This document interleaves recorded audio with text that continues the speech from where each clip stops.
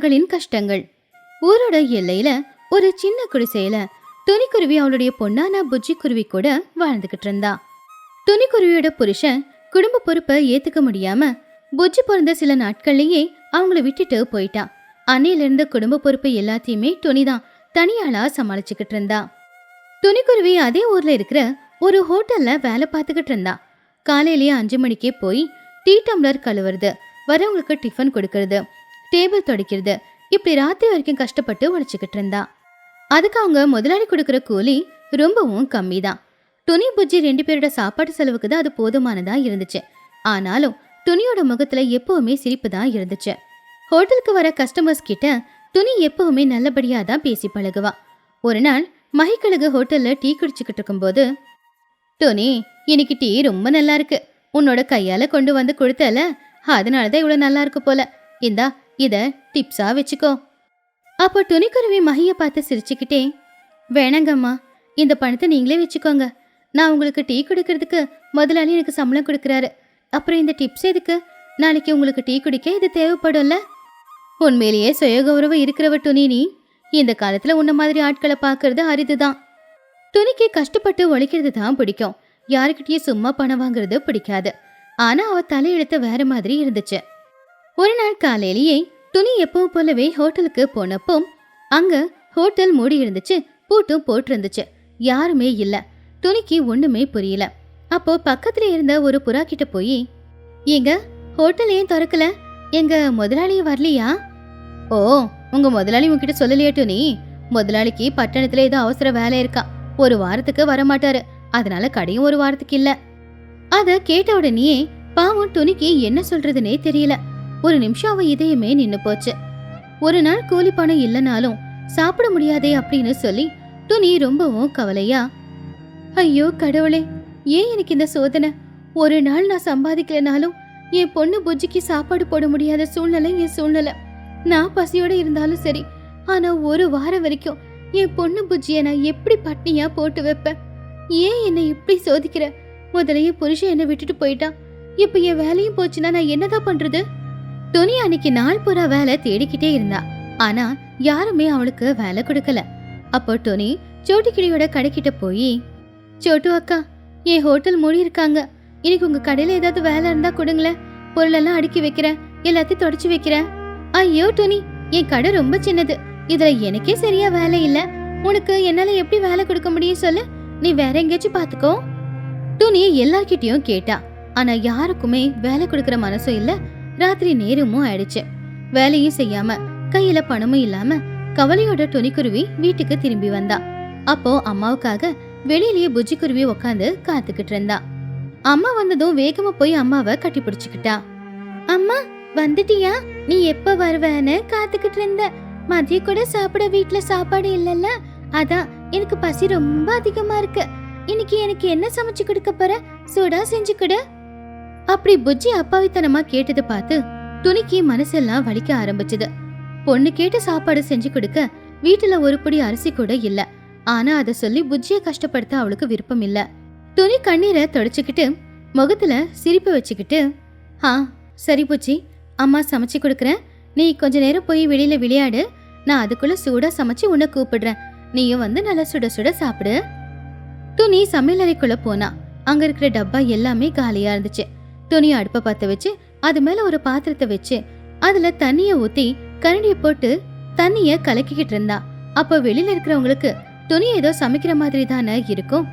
துணி பாவம் ரொம்பவும் கவலையோட அவ மனசுக்குள்ள இப்படி யோசிச்சுக்கிட்டு இருந்தா. ஐயோ, தண்ணிய மட்டும் கொதிக்க வச்சா சாப்பாடு வந்துருமா, குழம்பு வந்துருமா? ஐயோ கடவுளே, இந்த தண்ணிய வச்சு என் குழந்தையோட பசியை என்னால எப்படி ஆத்த முடியும்? நான்லாம் அம்மாவா இருக்கிறதுக்கு தகுதியே இல்ல. துணியோட கண்ணுல இருந்து கண்ணீர் மட்டும் நிக்கவே மாட்டேங்குது. அப்ப துணி ஒண்ணு யோசிச்சா, ஒருவேளை அக்கத்து பக்கத்து வீட்டுக்காரங்க கிட்ட கேட்டா ஒரு பிடி அரிசி கூடமா கொடுக்க மாட்டாங்க, பணம் வந்தது திரும்பி கொடுத்துடலாம் அப்படின்னு நினைச்சு துணிக்குருவி வெளியில வந்து, புஜ்ஜி, குழம்பு கொதிக்குது, ஆனா வீட்டுல கொஞ்சம் உப்பு கம்மியா இருக்கு, நான் பக்கத்து வீட்டுல போய் கொஞ்சம் உப்பு வாங்கிட்டு வரேன், அது வரைக்கும் நீ இங்கே இரு. சரிம்மா, சீக்கிரமா வந்துரு. துணி அந்த இருட்டுல வெளியில வந்தா. முதல்ல அவ போனது சோட்டுக்கிளியோட வீட்டுக்கு. சோட்டு வீட்டு கதவு தட்டின உடனே சோட்டுக்கிளியும் வெளியில வந்து நின்னா. என்ன துணி, என்ன இந்த நேரத்துல? சோட்டு அக்கா, இந்த நேரத்துல உங்களை எழுப்புனதுக்கு சாரி. என் பொண்ணு புஜ்ஜி பசியால தவிச்சுக்கிட்டு இருக்கா. வீட்டுல சமைக்க எதுவுமே இல்ல. ஒரு படி அரிசி இருந்தா கொடுங்களேன், எனக்கு பணம் வந்ததும் நான் உங்களுக்கு கொடுத்துடுறேன். அதை கேட்டு சோட்டு கோவமா, என்ன துணி இது, காலையில நீ கடைக்கு வந்து வேலை கேட்ட, இப்போ பொழுது போனதுக்கு அப்புறமா வந்து அரிசி கேக்குற, எனக்கு தொந்தரவு கொடுத்துக்கிட்டே இருக்கியே, இந்த நேரத்துல என்னால அரிசி கொடுக்க முடியாது போ அப்படின்னு கதவை சாத்திட்டு சோட்டு உள்ள போயிட்டா. துணியால அந்த அவமானத்தை தாங்க முடியல. ஆனாலும் கண்ணீரை தொடச்சுக்கிட்டு குஹுவோட வீட்டுக்கு போனா. குஹு ப்ளீஸ் குஹு, எனக்காக இல்ல, என் பொண்ணுக்காக ஒரு புடி அரிசி இருந்தா கூட. என்னை பத்தி உனக்கு தெரியாத துணி, என் வீட்டிலேயே எதுவும் இருக்காது, நீ வேற யார்கிட்டயாவது கேளு. துணி வேற வழி இல்லாம கடைசியா சிச்சு காக்காவோட வீட்டுக்கு போனா. சிச்சு காக்காவோட வீடு ரொம்ப பெருசு. அவ ரொம்ப பெரிய பணக்காரி. நிச்சயமா அவகிட்டயாவது ஒரு படி அரிசி இருந்தேதான் இருக்கும். துணி கதவை தட்டி, சிச்சு அக்கா, சிச்சு அக்கா. அப்போ சிச்சு வெளியில வந்தா. என்ன துணி, இந்த நேரத்துல இங்க வந்திருக்க? என்ன இது, பொழுது போன நேரத்துல எதுக்காக வீட்டு வாசல்ல இருக்க? அக்கா கோவப்படாதீங்க, என் நிலைமை சரியில்லை. நான் வேலை செய்யற ஹோட்டலை மூடிட்டாங்க, அதனால வருமானம் இல்ல. வீட்டுல ஒரு படி அரிசி கூட இல்லக்கா. புஜ்ஜி பாவம் பசிக்குதுன்னு சொன்னா, அதான் ஒரு படி அரிசி இருந்தா கொடுங்கக்கா, பணம் வந்ததும் திரும்ப கொடுத்துடுறேன். அதை கேட்ட சிச்சு காக்கா கோவமா, என்னது அரிசி வேணுமா? அரிசி கொடுத்தா என்ன பண்ணி அது திரும்ப கொடுப்ப? அதான் ஹோட்டலை மூடிட்டாங்களே. அது மட்டும் இல்ல, உன்ன மாதிரி தரித்திரம் பிடிச்சவள என் வீட்டு வாசல நின்னா எனக்கும் தரித்திரம் பிடிச்சிரும். ஒழுங்கு மரியாதையா இங்கிருந்து போயிட. அக்கா அப்படி சொல்லாதக்கா, மிச்சமா இருக்கிற சாப்பாடு இருந்தாலும் பரவாயில்லக்கா, அதையாவது என் பொண்ணுக்காக கொடுக்கா. என்ன டோனி பிச்சை எடுக்கிற மாதிரி எடுத்துக்கிட்டு இருக்க? உன்ன மாதிரி ஆட்களோட இங்க வாழவே எனக்கு பிடிக்கல. நாளைக்கே ஊர் தலைவி மகிக்கிட்ட சொல்லி உன்னையும் உன் பொண்ணையும் இந்த ஊரை விட்டே வெளியில அனுப்ப சொல்லணும். அப்பதான் நாங்க எல்லாரும் நிம்மதியா வாழ முடியும். சும்மா தொந்தரவு கொடுக்காத, ஒழுங்கா இங்கிருந்து போயிடு டோனி.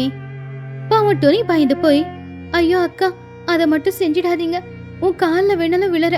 இந்த ஊரை விட்டு நான் வேற எந்த ஊருக்கு போனாலும் பயந்து பயந்துதான் வாழணும். நான் போயிடுறேன்க்கா, இப்பவே நான் போயிடுறேன்க்கா. இது எல்லாத்தையுமே துணி பின்னாடியே வந்த புஜ்ஜி குருவி மரத்துக்கு பின்னாடி நின்னு பாத்துக்கிட்டு இருந்தா. சிச்சு காக்கா திமிர வாய்க்கு வந்தபடி பேசும்போது அவளுடைய அம்மா அவ காலில் விழுந்து சாப்பாடு கேக்குறத பார்த்து அவளால அதை தாங்கிக்கவே முடியல. மனசே உடைஞ்சு போச்சு. சிச்சு காக்கா கதவை சாத்தி உள்ள போயிடுச்சு. பாவம் துணி அங்கேயே உட்காந்து அழ ஆரம்பிச்சா. உடனே புஜ்ஜி குருவி அவங்க அம்மா பக்கத்துல ஓடி வந்து, அம்மா. துணி புஜ்ஜிய பார்த்து உடனே கண்ணீரை தொடச்சுக்கிட்டு, புஜ்ஜி நீயா, இங்க ஏமா வந்த? வா வீட்டுக்கு போலாம். பாவம் புஜ்ஜி அழுதுகிட்டே, அம்மா ஏமா இவங்க கிட்டலாம் வந்து கெஞ்சிக்கிட்டு இருக்க? சிச்சு ஆண்டி உன்னை திட்டும் போது எனக்கு எப்படி இருந்துச்சு தெரியுமா? வாமா நம்ம வீட்டுக்கு போலாம், எனக்கு எதுவும் வேண்டாமா. நம்ம கிட்ட பணம் இல்லைன்னா இவங்கெல்லாம் இப்படிதான் நடந்துப்பாங்களாமா? என்ன பண்றது புஜ்ஜி, என் பொண்ணு பசியோட இருக்கும்போது நான் சுய கௌரவத்தை பார்க்க முடியுமா? அதான் யாருக்கிட்டையாவது கேட்கலான்னு வந்தேம்மா. வேண்டாம்மா, இன்னைக்கு ஒரு நாள் சாப்பிடலன்னா ஒன்னும் ஆகாது. வீட்டுல தண்ணி இருக்கலம்மா, அந்த தண்ணியை குடிச்சிட்டு படுத்துக்கலாம் வாம்மா.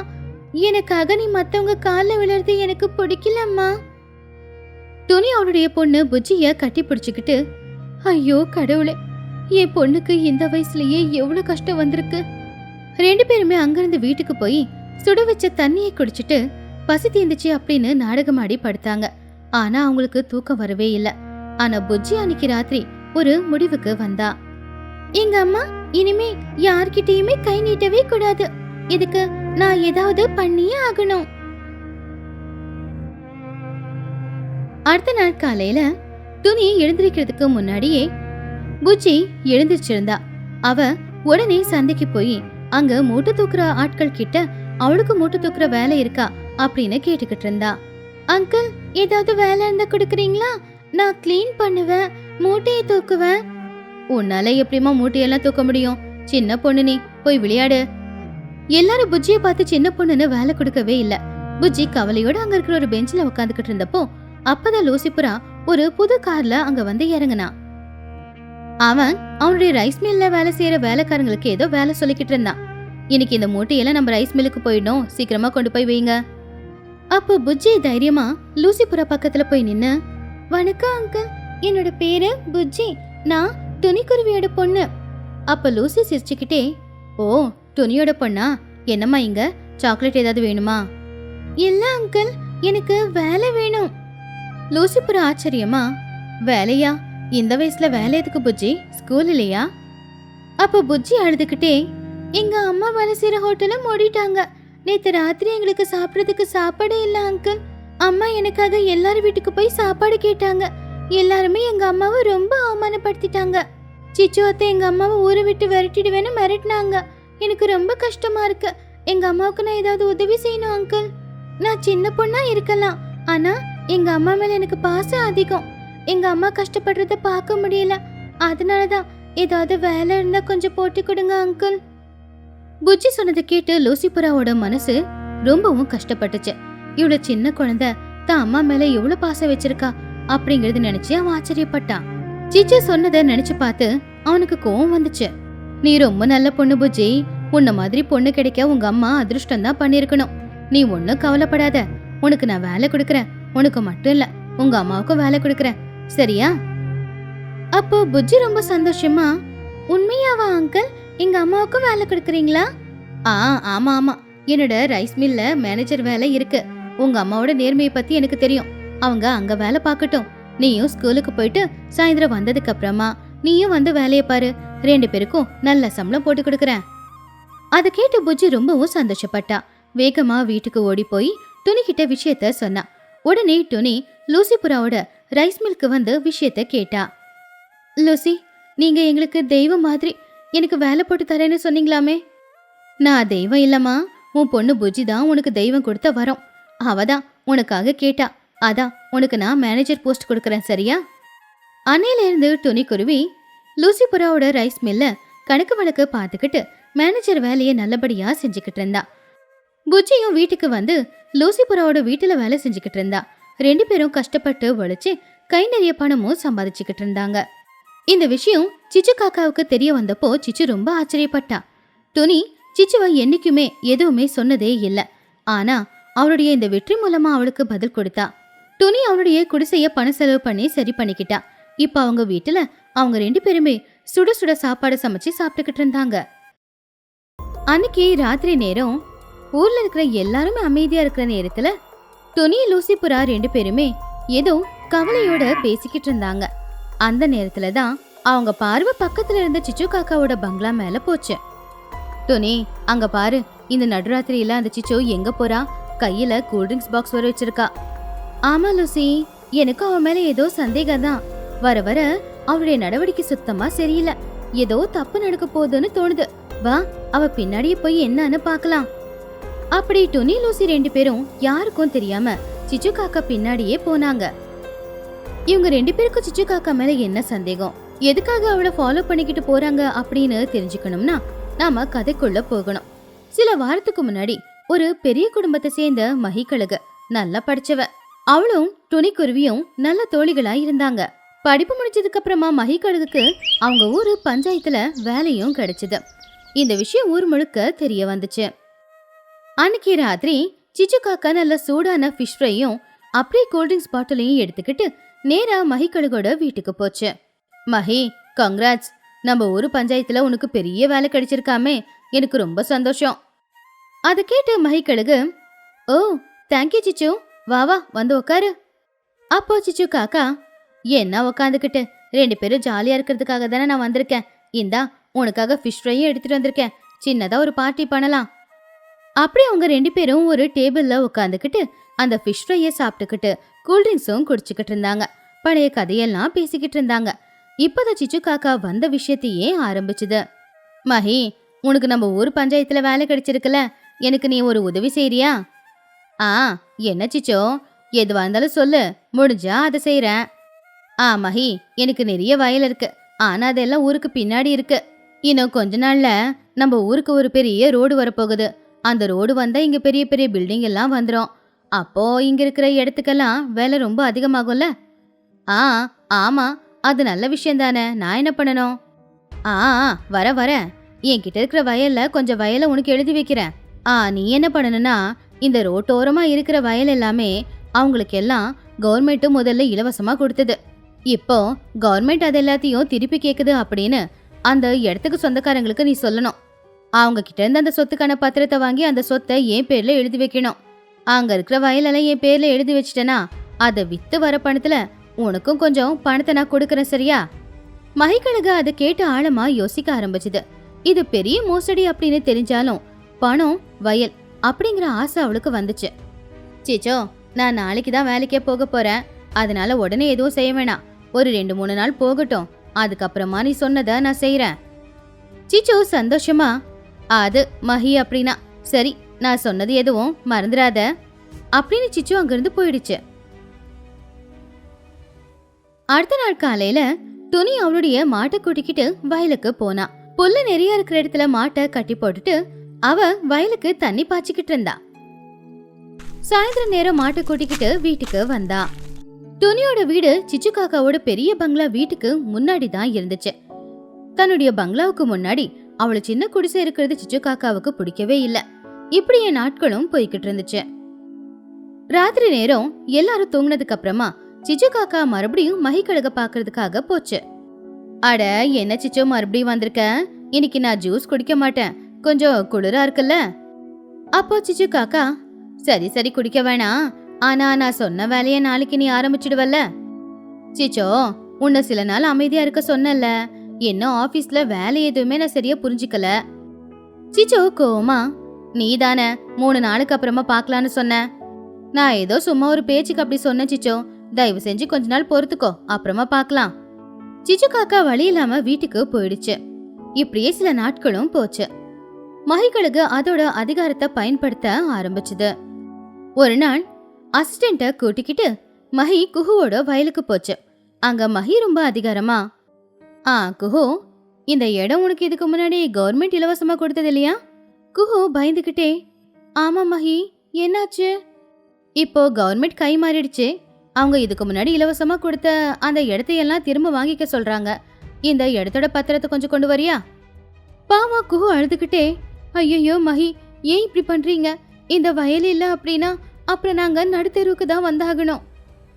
குஹு எவ்வளவுதான் கெஞ்சி கேட்டாலும் மஹி அது எதுவுமே கேட்காம வலுக்கட்டாயமா அவளுடைய வயல் பத்திரத்தை புடுங்கிக்கிட்டு அங்கிருந்து லூசியோட வயலுக்கு போய் அங்கேயும் அதையே சொல்லி லூசியோட வயலையும் புடுங்கிக்கிட்டா. இங்க பாருங்க மஹி, இந்த வயலை வச்சுதான் நான் லோன் வாங்கியிருக்கேன் பேங்க்ல. அந்த லோனை வச்சுதான் வியாபாரம் செஞ்சுக்கிட்டு இருக்கேன். இப்ப இந்த இடத்த நீங்க எடுத்துக்கிட்டீங்கன்னா நான் என்ன பண்றது?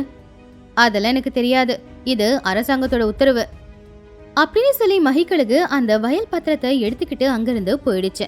பாவம் லூசிபுரா அதை பார்த்து அழுதுகிட்டே தான் இருந்துச்சு. சரியா அந்த நேரத்துலதான் துணிக்குருவி அந்த பக்கமா வந்தா.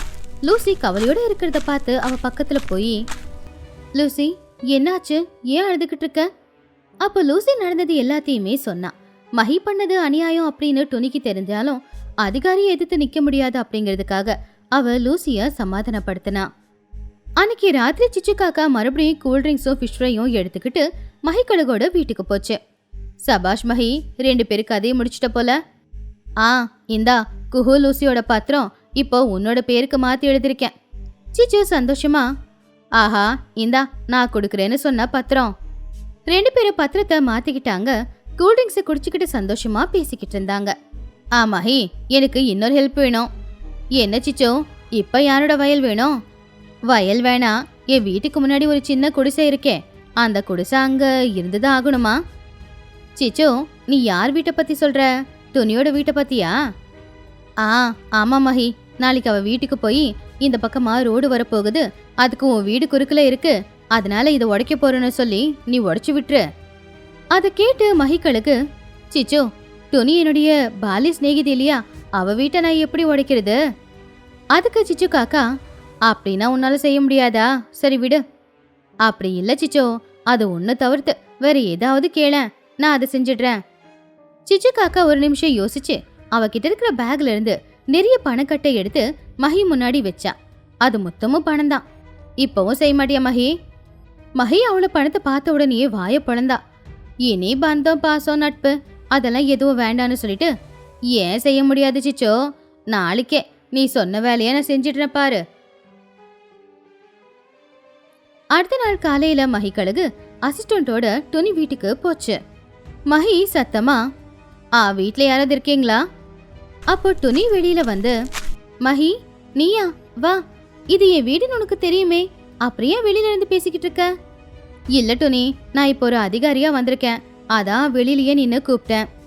ஓ சரி, என்ன விஷயம் மஹி? மஹிக்கழகு விஷயத்த சொல்றதுக்குள்ளார அங்க சிச்சு காக்கா வந்துச்சு. சிச்சு காக்கா கோவமா, ஏய் உன் வீட்டை இடிக்க போறாங்க, இப்பவே இந்த வீட்டை காலி பண்ணிட்டு போ. துணிக்குருவி ரொம்ப கோவமா, மஹி அவ என்ன பேசிக்கிட்டு இருக்கா, என் வீட்டை எதுக்கு உடைக்கணும்? அதுக்கு மஹிக்கழுகு, ஆமா டோனி, இந்த வழியில ஒரு பெரிய ரோடு வரப்போகுது, அதுக்கு உன் வீடு குறுக்கல இருக்கு, அதனால உன் வீட்டை உடைச்சாகணும். மஹி இன்னும் என்ன அவகிட்ட பேச்சு, நீ வந்த வேலைய ஆரம்பி. மஹி ஒரு நிமிஷம் இரு, எதுக்காக இப்போ நீ ஏன் வீட்டை இடிக்கணும்னு சொல்ற? நான் உன்னுடைய சின்ன வயசு தோழி இல்லையா? இங்க நட்பை பத்தி பார்க்க முடியாது டோனி, இது என்னுடைய டியூட்டி இல்லையா? அப்போ துணிக்குருவி நல்லா யோசிச்சு பார்த்துட்டு, சரி மஹி, நீ சொல்ற மாதிரியே இங்க ரோடு வரப்போகுது, என்னுடைய வீட்டை அடிக்கணும்னா கவர்மெண்ட் நோட்டீஸ் வரணும்ல, அந்த நோட்டீஸ் எனக்கு வரலையே. அதை கேட்டு சிச்சு மஹியும் 2 பேருமே தடுமாறினாங்க. அப்போ சிச்சு காக்கா, வந்திருக்கு, கிராம பஞ்சாயத்துல இருக்கு, நாளைக்கு வரும், வாங்கங்க அப்படி சொல்லி அவங்க எல்லாரும் அங்கிருந்து போயிட்டாங்க. அன்னைக்கு ராத்திரி லூசி புறா துணிக்குருவி கிட்ட பேசுறதுக்காக வந்துச்சு. பாத்தியா லூசி, இது எல்லாத்துக்கும் காரணம் சிச்சு தான். அவ வீட்டுக்கு முன்னாடி என் வீடு இருக்கிறது அவளுக்கு பிடிக்கவே இல்லை. அப்படின்னு நம்ம போலீஸ்ல கம்ப்ளைண்ட் கொடுக்கலாமே டோனி? கம்ப்ளைண்ட் கொடுக்கலாம், ஆனா போலீஸ்காரங்க நம்புறதுக்கு நம்ம கிட்ட ஏதாவது ப்ரூஃப் இருக்கணும்ல, ஆனா எந்த ப்ரூஃபும் இல்லையே. அப்படி அவங்க 2 பேரும் பேசிக்கிட்டு இருக்கும் போதுதான் சிச்சு காக்கா கூல்ட்ரிங்க்ஸை எடுத்துக்கிட்டு அந்த பக்கமா போறத அவங்க கவனிச்சாங்க. லூசி, சிச்சு போறா பாத்தியா? அவ மஹி வீட்டுக்கு தான் போறா போல, வா இன்னைக்கே எல்லாரையும் உண்டுல நாக்கிடலாம். இப்ப வரைக்கும் நடந்ததை தெரிஞ்சுக்கிட்டீங்க, இப்ப என்ன நடக்க போகுதோ அதை பார்க்கலாம். சிச்சு காக்கா எப்பவும் போலவே மஹிக்கழுகு கிட்ட உட்காந்து பேசிக்கிட்டு இருந்துச்சு. அப்ப அத லூசி டோனி 2 பேருமே கேமரால வீடியோவை ரெக்கார்ட் பண்ணிக்கிட்டு இருந்தாங்க. மஹி, டோனி ரொம்ப புத்திசாலி, பாத்தியா, நோட்டீஸ்னு சொல்லி நம்ம வாயை அடிச்சிட்டா. நாளைக்கு நீ ஆபீஸ்க்கு போய் அந்த நோட்டீஸை ரெடி பண்ணி அவ வீட்டுக்கு கொண்டு போய் கொடுத்து வீட்டை இடிச்சிரு. சரி சிச்சு, நாளைக்கு போய் நீ சொன்னதையே செஞ்சிடுறேன், என்ன செய்யறான்னு பாக்கலாம். அப்படி அவங்க பேசினதை எல்லாம் ரெக்கார்ட் பண்ணி எடுத்துக்கிட்டு துணி லூசி 2 பேருமே நேரா போலீஸ் ஸ்டேஷன்ல இருந்த சோட்டுக்கிளி கிட்ட போனாங்க. மேடம், எங்களுக்கு அநியாயம் நடக்குது, அதிகாரியான மஹிக்கழுகும் சிச்சு காக்காவும் சேர்ந்து எங்களுடைய வயல் எல்லாத்தையுமே புடுங்கிக்கிறாங்க, நீங்க வீடியோ பாருங்க. சோட்டு சிச்சு 2 பேருமே தோழிங்களா இருந்தாங்க. அதனால துணி சொன்னதை கேட்காம சோட்டு அவங்க 2 பேரையுமே வீட்டை விட்டு வெளியில அனுப்பிட்டான். மேடம், நீங்க ஒரு தடவை இந்த வீடியோவை பாருங்க. சோட்டுக்கிளி விருப்பமே இல்லாம தான் அந்த வீடியோவை பார்த்தா. அதுல சிச்சு மஹியும் பேசிக்கிட்டதை பார்த்து அவ ஆச்சரியப்பட்டான். சரி, ப்ரூஃப் இருக்கிறதுனால நான் வந்த நாளைக்கு அவங்க 2 பேரையும் அரெஸ்ட் பண்றேன், நீங்க இப்ப போங்க. சரின்னு அவங்க போகும்போது லூசி செவுத்துல இருந்த ஒரு போட்டோவை பார்த்தா. அதுல சோட்டுவும் சிச்சுவும் சிரிச்சுக்கிட்டு இருந்தாங்க. கீழே வி ஆர் பெஸ்ட் ஃப்ரெண்ட்ஸ் அப்படின்னு ஒரு எழுத்தும் இருந்துச்சு. மேடம், எனக்கு நல்லா தெரியும் சிச்சுவும் நீங்களும் ஃப்ரெண்ட்ஸ், அதனால நீங்க அவங்கள அரெஸ்ட் பண்ண மாட்டீங்க. சோட்டுக்கிளி கோவமா, ஆமா, என் பெஸ்ட் ஃப்ரெண்டை என்கிட்டயே அரெஸ்ட் பண்ண சொல்றீங்களா? அவளுக்கு அந்த துரோகத்தை என்னால பண்ண முடியாது. நீங்க உங்க ஃப்ரெண்டுக்கு துரோகம் பண்ண மாட்டீங்கன்னு எனக்கு தெரியும், அப்படின்னா இந்த வீடியோவும் பாருங்க. லூசி இன்னொரு வீடியோவை பிளே பண்ணா. அதையும் அவங்க ரகசியமா தான் எடுத்திருந்தாங்க. மஹி, சோட்டுவோட வயலும் அங்கேதான் இருக்கு, அந்த வயலும் எனக்கு வேணும். ஆனா சிச்சு, உன்னுடைய பெஸ்ட் ஃப்ரெண்டு இல்லையா அவ வயலுமா? ஃப்ரெண்டா இருந்தா அவ போலீஸ் வேலையை பார்த்துக்கிட்டு நல்லா தானே பணம் சம்பாதிக்கிறா, அவளுக்கு எதுக்கு அந்த வயலு? அந்த வயலும் என் பேர்ல மாத்தி எழுது, உனக்கு அதுக்கு நான் பணம் கொடுக்கறேன். சரி, அதையும் பண்ணிடலாம்.